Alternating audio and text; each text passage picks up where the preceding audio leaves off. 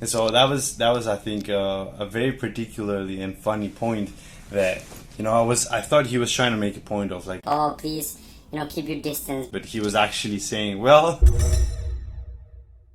so we are in Miami. We've made it so far, so good. I think it's been okay in terms of the travel, and nah, I'm joking.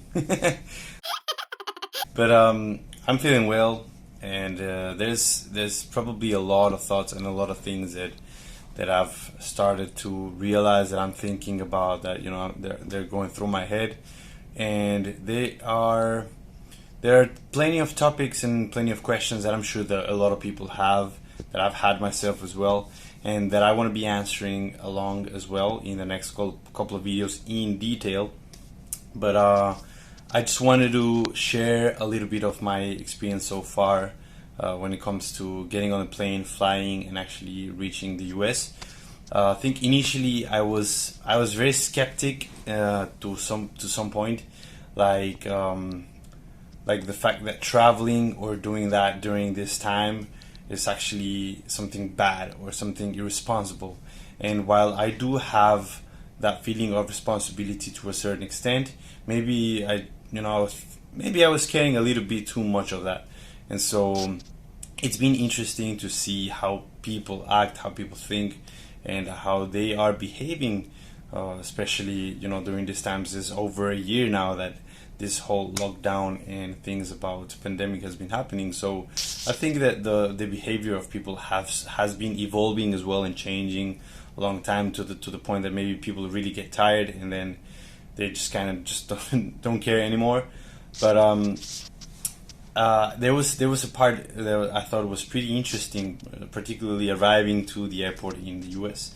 And while we are told that we should keep our distance, right, and we should have masks, face mask, and wear that, and try to maintain that distance. There was a very funny moment where we were lining up. We were actually queuing along the line to go over immigration through the border, and at some point the policeman, the guy there, the security guy, said, Well, guys, I know that you want to cross quickly and you want to get things done. So let me just put it this way.